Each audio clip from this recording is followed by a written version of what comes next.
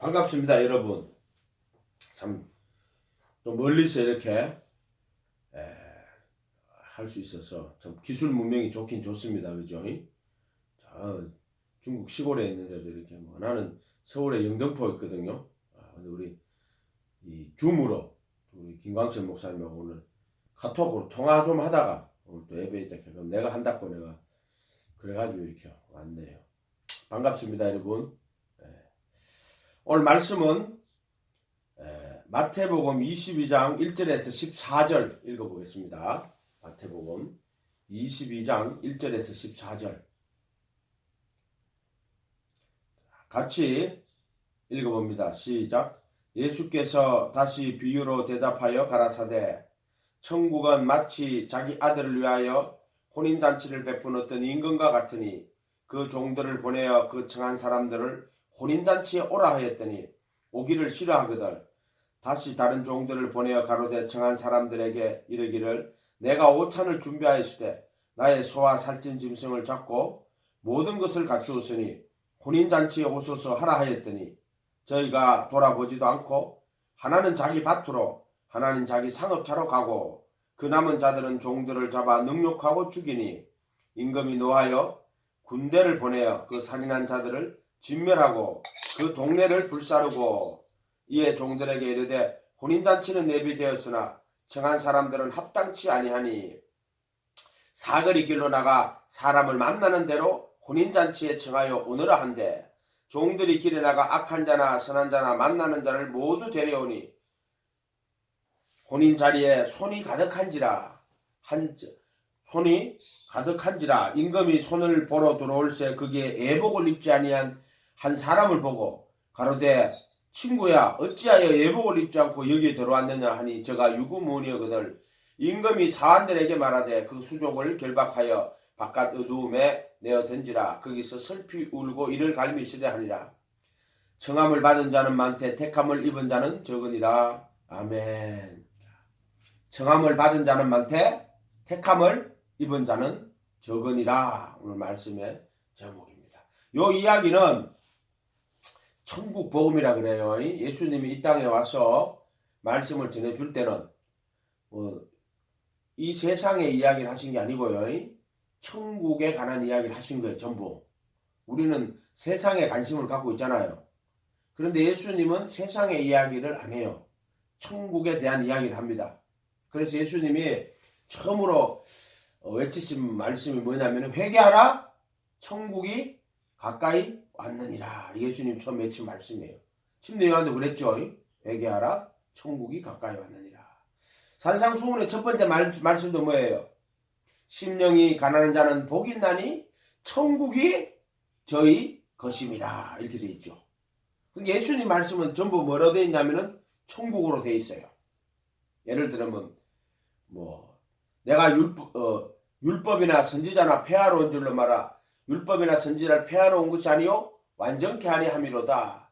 나의 이 계명 중에 지극히 작은 것 하나라도 버리고 사람을 그렇게 가르치면 천국에서 지극히 작은 자요. 이렇게 나온단 말이에요. 그러니까 예수님의 가르침을 자세히 보면은 전부 결론이 어디로 간다? 이건 세상의 이야기를 하려고 하는 게 아니라 천국의 이야기를 하려고 하시는 거예요. 계명을 지켰는데 이 계명을 잘 지켜야 천국의 큰 자다. 이렇게 이야기하는 거란 말이에요. 결론은 천국이에요. 천국. 결론은. 오늘 말씀도 보세요. 천국은 마치 아들을 위하여 혼인잔치를 베푼 어떤 임금과 같으니 이렇게 나옵니다. 그러니까 천국은 천국인데 예수님이 처음에 올 때는 회개하라 천국이 가까이 왔느니라 하면서 천국이 가까이 왔다 하는 걸 시작을 했잖아요. 그럼 요거는 지금 천국의 혼인잔치 그렇게나 요거는 예수님이 다시 오실 때 천국을 이야기하는 거예요. 예수님이 이 땅에 왔을 때 회개하라 천국이 가까이 왔느니라 그렇게 이야기하셨잖아요. 자기가 사역을 시작한단 말이에요. 그렇게 가까이 왔다. 요거는 지금 예수님이 다시 오실 때 천국은 자기 아들을 위하여 혼인잔치를 베푼 어떤 임금과 같다고 이렇게. 그러니까 똑같은 천국인데 시점이 우리 인간 편에서 시점이 조금 다른 거예요. 그런 걸 이제 이해를 하고, 아, 지금 예수님이 천국 이야기 하시는구나, 이렇게.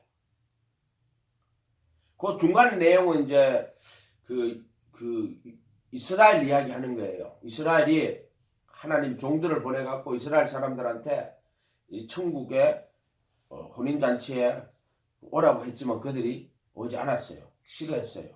그래서 6절 보면은 그 남은 자들은 종들을 잡아 능욕하고 죽이고 7절에 임금이 노하여 군대를 보내어 그 살인한 자들을 진멸하고 그 동네를 불사르고 이렇게 나오죠. 이스라엘이 멸망당하는 거 하는 거예요. 이게 AD 70년에 그 디투스 장군이 와서 이스라엘을 멸망시켜 가지고요. 이스라엘 나라가 없어져 버려요. 그리고 1948년도에 이스라엘 나라를 다시 찾아요. 그러고 나면 복음이 이제 이방인들에게 가는 거예요. 보세요. 8절에 종들에게 이르되 혼인잔치는 예비되었으나 청한 사람들이 합당치 아니 사거리 길에 가서 사람을 만나는 대로 혼인잔치에 청하여 오라 하고 종들이 길에 나가 악한 자나 선한 자나 만나는 대로 모두 데려오니 혼인자리에 손이 가득한지라. 이거 누구 이야기하는 것 같아요?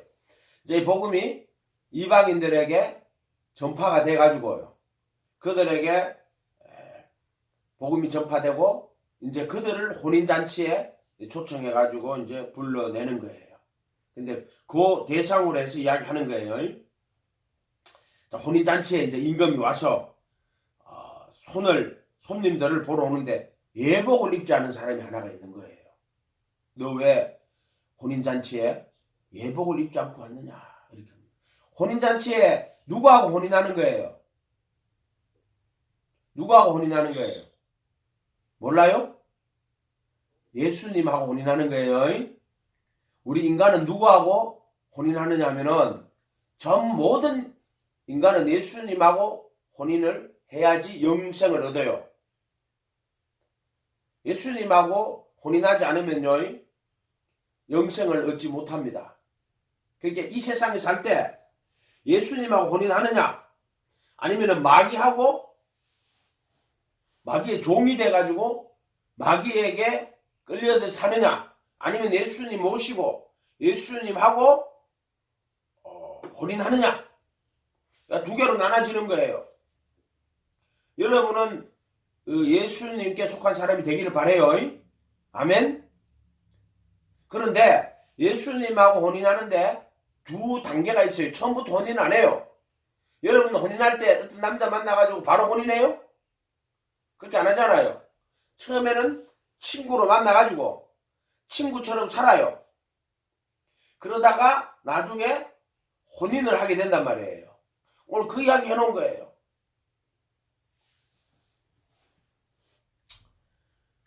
청함을 받은 사람한테 택함을 입은 사람은 적어요. 그러니까 혼인잔치에 청함을 받은 사람은 많아요. 그런데 택함을 입은 사람은 적어요. 택함을 입은 사람만 혼인잔치에서 누구하고 결혼을 하느냐 하면은 예수님하고 결혼해서 혼인잔치 주인공이 되는 거예요. 그러니까 예복을 안 입은 인간은 예수님하고 혼인잔치에 가가지고 예수님을 신랑으로 모셔드리지 못해요. 예복 입은 사람만 예수님을 신랑으로 모셔드린단 말이에요. 청함을 받은 사람 많아요. 이 세상에 살 때 이 복음으로 부름받은 사람이 되게 많아요. 그렇지만은 이 세상에서 택함을 입은 사람은 적어요. 그거는 예수님의 신부로 택하심을 입는 거예요. 처음 부르심을 받을 때는요 예수님의 제자로 부르심을 받아요. 택하심을 입을 때는 예수님의 신부로 택하심을 입는 거예요. 이해가 돼요? 이런 말들이? 그러니까 신앙은 여러분이 예수님하고 여러분하고 어떤 관계를 가지느냐가 신앙이에요. 첫 번째 예수님이 여러분을 불러요. 세상에서 여러분을 불러서 예수님의 제자가 되게 해요. 그래서 예수님을 따라다니면서 예수님 말씀을 배우고 예수님의 가르침대로 살고 이 과정을 예수님의 예수님과 함께 하는 거예요. 그러다가 택하심 입을 때는 예수님이 여러분을 자기의 신부로, 자기 몸으로 택하시는 거예요. 그래서 택하심 입을 때는 예수님이 내가 그리스도와 함께 못 박히고 내 안에 그리스도가 돌아와, 이걸 택하심이라 그래요. 이거는 뭐냐면은 그리스도의 몸으로 택하심을 받는 거예요. 우리가 부르심을 받을 때는 회개하고 예수 그리스도의 이름으로 침례를 받고 죄 사함 받고 성령 선물로 받아요. 그러니까 이 부르심 받을 때는요, 예수님의 회개하고 예수님 이름으로 침례를 받고 죄 사함 받고 성령이 임하여 있어요. 임하여. 예수님이 침례 받을 때 성령이 비둘기처럼 임하여 있었잖아요. 똑같아요. 우리가 예수님 이름으로 침례 받고 회개하고 예수님 이름으로 침례 받는다 하는 말은 예수님을 영접한다는 이야기예요. 내 삶의 주인으로 영접한다는 뜻이에요. 그래서 예수님을 영접하면은 예수님이 나의 주인이 되는 거예요. 그래서 예수님이 제자가 되어, 그때는 이제 예수님의 제자가 되는 거예요. 제자가 되어 그분의 가르침을 배우고 그분의 가르침대로 사는 거예요. 요게 제자 부르심이에요. 부르심. 사도행전에 가면 잘 나와 있어요. 우리가 어찌할까 오늘 너희가 회개하여 각각 예수 그리스도의 이름으로 침례를 받고 죄 사함을 얻으라. 그리하면 성령을 선물로 받으리니. 그날에 이 말씀을 받고 침례를 받은 사람의 수가, 제자가 3,000이나 되더라. 여러분도 세상에 살다가요, 예수님 만나서 예수님 안으로 들어오는 거예요. 첫 번째 어떻게 되냐면 예수님의 제자가 돼가 들어오는 게 부르심이에요. 여러분은 예수님이 나 부른 적이 없는데요. 아니에요. 여러분 북한에서요 살다가 뭐 여러 가지 이유 때문에 중국으로 왔잖아요. 어쨌든 그 중국 땅에서 그 고생하면서 돌아다녔지만 결국 누구 만났어요? 우리 광철 목사 만났죠. 그게 예수님이 광철 목사를 보내갖고 여러분에게 예수님을 소개하고 예수님 모시고 예수님 제자가 되거라. 그래서 여러분들이 그 북한 땅에서 신앙의 자유도 없는 그곳에서 중국 땅에 와서 그 고생을 해가지고 개고생을 해가지고 말이요 고생을 해서 중국에 왔는데 이곳에서 하나님의 부르심, 즉 예수님의 제자로 부르심을 받은 거예요. 따라봅시다. 예수님의 제자로 부르심을 받았다. 아멘.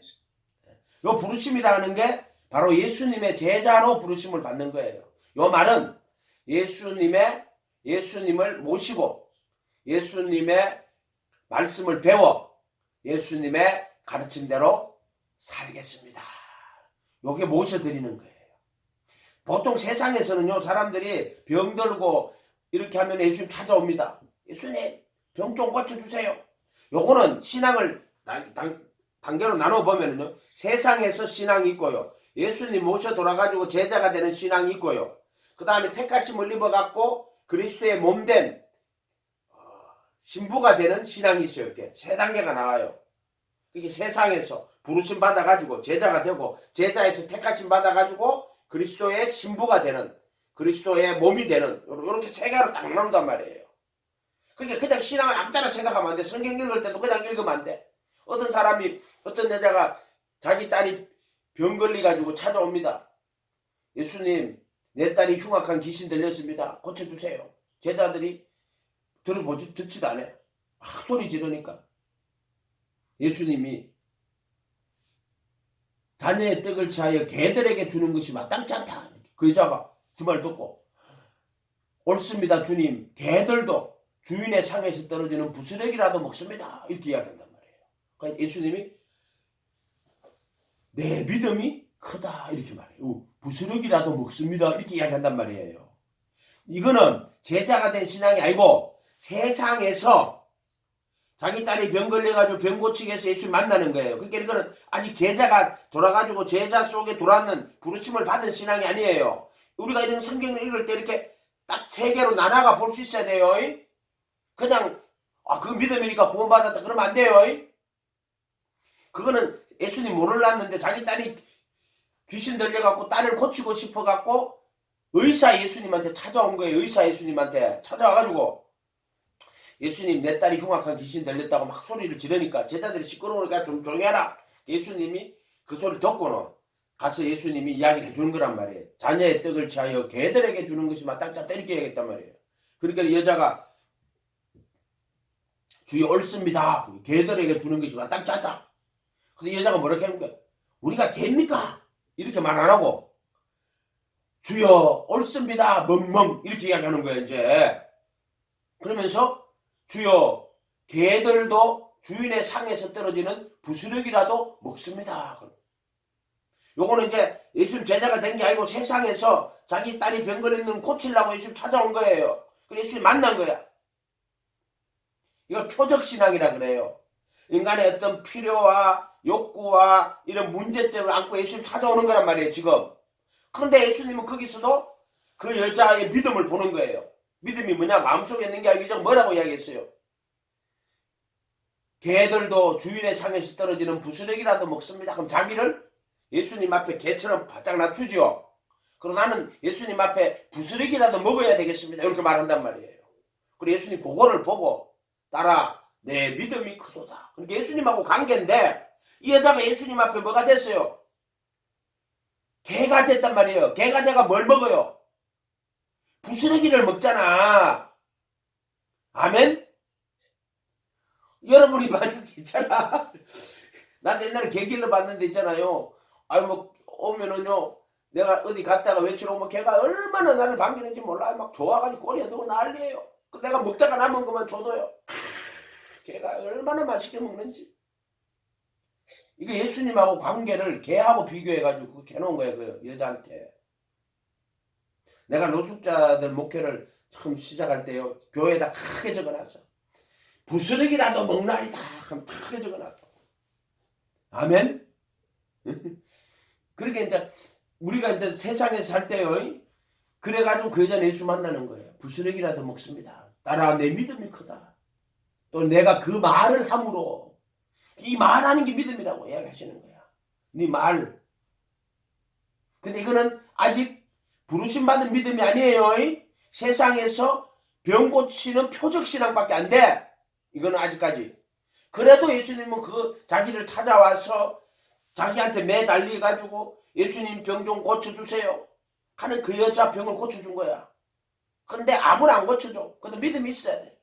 개처럼 바짝 낮춰갖고 부스러기라도 먹습니다 하면서 부스러기라도 주 먹는 그 겸손한 병 고쳐야 되잖아. 자기 딸 병 고쳐야 되잖아. 그러니까 그 여자가 그렇게 바짝 낮추는 거야. 예수님한테 매달려갖고. 그대로 그 여자가 어떻게 됐는지 난 모르겠어. 병 났었으니까 이제 예수님 빠이빠이 하고 이제 예수님하고 끝장냈는지 진짜 예수님을 이제 주인으로 모시고 예수님의 제자가 돼가지고 예수님 가르침 하나하나 배우고 그 가르침대로 따라 살아가는 제자가 된 부르심을 받은 사람이 됐는지 안 됐는지는 성경에 안 나와. 모르겠어. 응? 그거는 뭐 안 나왔으니까 알 수는 없어. 그러나 그거는 콧대 신앙이란 말이야. 콧대 신앙. 그걸 표적 신앙이라고 그런단 말이야. 아멘? 그럼 그걸 보고 구원받았다 그러면 안 돼요. 그냥 병 고친 거야. 소원 이룬 거란 말이야. 그러나 부르심을 받아가지고 이제 들어오는 신앙은 마태복음 28장 19, 20절에 가면은 너희는 가서 모든 족속으로 제자를 삼아 아버지와 아들과 성령의 이름으로 침례를 주고 내가 너희에게 분반 모든 것을 가르쳐 지키게 하라 이렇게 나온단 말이에요. 그러면 제자가 나오죠. 그 다음에 내가 너희에게 아버지 아들과 성령의 이름으로 침례 주고 내가 너희에게 분반 모든 것을 가르쳐 지키게 하라 나오죠. 그 제자예요. 그 제자를 삼을 때는 아버지 아들 성령의 이름으로 침례를 줄 때 영접하는 거야. 회개하고 예수 영접하는 거야. 그러고 나서 그때 영접은 예수님 회개가 나는 예수님의 가르침대로 살겠습니다. 이게 회개야. 회개. 그게 예수님 만나가 회개했냐 안 했냐가 되게 중요한 거야. 그냥 문제만 갖고 와서 병 고쳐주세요. 이거 하고 예수님 앞에 와서 예수님 나는 제자가 돼가지고 예수님의 가르침을 배우고 가르침을 따라 살겠습니다 하는 거하고는 한 차원이 다른 거예요. 이해가 됐어요? 그렇게 생각을 해야 된단 말이야. 그러니까 요 신앙으로 들어가야 된단 말이야. 부르심 받는 신앙으로 들어가야 돼요.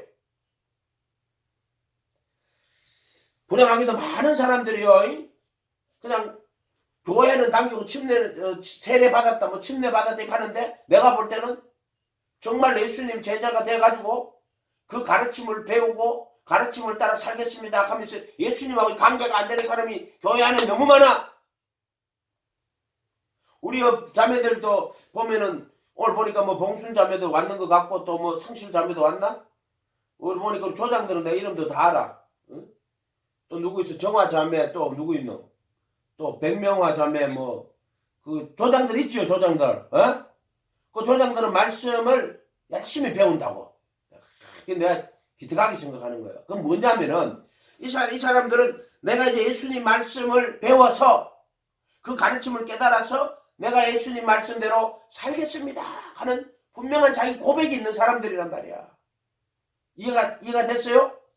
그리고 여러분도 우리 강철 목사가 그 먼 거리에 차를 가지고 말이야 타고 가서 여러분 한번 방문을 하면 저 사람은 한 10시간 11시간 한국은 있잖아요. 뭐 서울에서 부산까지 뭐 4시간이면 가요. 차 타고.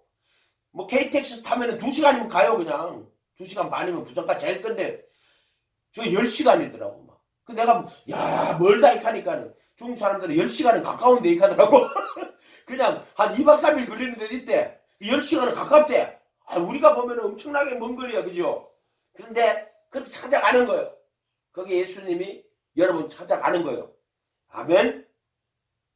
그렇게 강성 목사 찾아올 때 여러분은 예수님이 날 찾아왔구나 이렇게 생각하고 모셔드려야 돼요.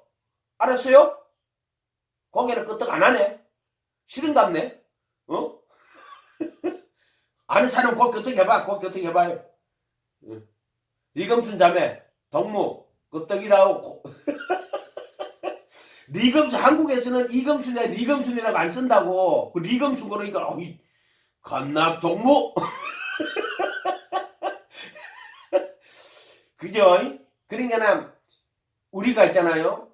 예수 믿을 때 내가 표적신앙인지 병 고치고 뭐 축복받고 부자가 되고 뭐 이런 세상 문제 때문에 세상의 고통 때문에 예수님 찾아왔지만은 여러분들은 그 중국에 가서 그 시골에 팔려가가지고 또는 뭐 거기서 다녀놓고 살지만은요 얼마나 외롭고 쓸쓸했어요. 강철 목사 왔을 때 친정 오빠 온 것처럼 반가워서 눈물 흘리고 했잖아요. 그죠? 얼마나 반가웠어요. 그렇게 해서 만났죠. 그런데 저 사람이 온 것은 예수님 이름을 갖고 간 거란 말이에요. 그래서 예수님 제자를 삼으려고 예수님하고 관계를. 아멘. 여러분 어려운 문제 예수님만 기도하세요. 예수님 이런 어려운 문제 있어요. 나 도와주세요. 예수님 병 고쳐줍니다. 자녀의 어려운 문제 여러분 해결해 줍니다. 그런데 그걸로 머무르면 안 돼요. 사과농사 망치다고 이제 교회 안 온다고. 옛날에 그런 사람도 있었어. 사과농사 망치다고 이제 교회 안 온다. 교회 안 온다고. 그러면 안 돼요. 예수님 제자가 돼가지고 예수님 가르침 배우고 예수님 가르침대로 살겠습니다. 요 분명한 고백이 있어야 돼요. 그런데 입으로 고백이 아니라 그런 결단을 내리고 앞으로 내가 예수님하고 관계를 예수님과 나는 이제 예수님의 제자가 되겠습니다 하는 분명한 관계를 설정할 줄 알아야 된단 말이야. 제자가 되겠습니다. 가르침을 배우고 천국 복음을 배운다 이 말이에요. 그래서 예수님 말씀대로 살겠습니다 하는 분명한 고백이 있어야 돼. 고백이. 아멘. 그러니까 우리 조장하시는 자매들처럼 와가지고 결심된 사람들은 와서 그때부터 예수님 말씀 배우고 제자가 되어 그 말씀대로 살겠습니다 하면서 말씀 배워야 돼요. 아멘. 그 다음에 그럼 말씀을 쭉 배우고 그 말씀 배우고 예수님 가르침 제자가 돼가 배우고 그 가르침대로 살아가는 인생을 그 말씀 안에 천국 복음 안에서 하나님 나라 의를 구하고 살아가다 보면은요, 어떤 결과가 오느냐면은 부르심 받았는데 택하심을 입어요. 택하심을. 예수님의 제자가 되어 그 가르침대로 예수님을 따라가면은, 그러니까 요때는 믿음이 뭐냐면은 예수님의 제자가 돼가지고 예수님 따라가는 걸 예수님 믿음이라고 한단 말이야. 믿음은 머릿속에 지식으로, 교리로 난 이렇게 예수님 하나님 아들인 줄 믿습니다. 머릿속으로 생각을, 그거 믿음이라고 안 그래요. 예수님은 아까 그 세상에서도 자기 딸이 병 걸려가지고 예수님 찾아왔을 때 개들도 주인의 상에서 떨어지는 부스러기에도 먹는다. 그 여자 그걸 믿음이 크다 그랬단 말이에요. 말을 어떻게 하냐면 주여 옳습니다. 주님 옳습니다. 개들도 주인의 상에 떨어지는 부스러기라도 먹습니다. 그 말을 그렇게 했단 말이야. 그럼 그 마음을 품었단 말이야. 예수님 앞에 개처럼 바짝 낮추고 부스러기라도 먹었단 말이야. 그래서 예수님이 그 믿음을 크다고 이야기해 준 것처럼 요 이제 부르심 받아가 들어오면은 제자가 돼가지고 예수님 바라보고 예수님만 그 말씀 배우고 예수님 가르침 따라가는 거를 믿음이라고 한단 말이야. 믿음. 아멘. 지식으로 뭐 교리로 머릿속에 앉아가지고 내가 믿습니다. 입으로 그거 예수님은 그런 거 안 속아요. 이해가 됐어요? 그래서 믿음은 여러분이 예수님을 모시고 예수님 제자가 돼가 그분의 가르침 배우고 따라가는 걸 인격적 결합이라고 그래. 예수님 제자가 돼가 내 혼이, 내 인격이 난 이제 예수님 제자가 되어 예수님 바라보고 예수님 따라가겠습니다. 그게 예수님과 인격적, 그걸 믿음이라고 한단 말이야. 교리가 믿음이 아니야. 교리 문답 한다고 교리 문답 해놔놓고는 예 믿습니다. 교리 문답하고 세례 받았어. 그럼 교리 문답 한다고 세례 받아서 여러분 제자가 됐어요? 그렇다고 그 교리 문답 했다고 여러분 믿음을 예수님 인정해주는? 아니에요. 교인이 된 거야. 교리 문답하면 그 교파의 교인이 된 거란 말이야. 아니단 말이에요. 정말로 예수님 가르침을 배우고 제자가 되어 예수님 가르침 배우고 예수님 말씀대로 살겠습니다. 그 예수님을 그거를 제자의 믿음으로 받아주시는 거예요. 그러니까 예수님 성령이 임하여서 그때부터 예수님이 영으로 오시는 거예요. 예수님, 베드로는 예수님 계실 때 예수님이 가르쳐 줬지만 지금 우리 예수님 없잖아. 그렇지만은 예수님이 영으로 오신단 말이야. 아멘? 이해가 됐어요? 그리고 우리 강철 목사 보내가지고 말씀을 가르쳐 준단 말이야. 요게 제자가 돼가지고 따라가는 거란 말이야. 그러니까 예수님 말씀 배우고 가르침대로 살고 인생을 살다 보면은요, 택하심을 입는 날이 와요.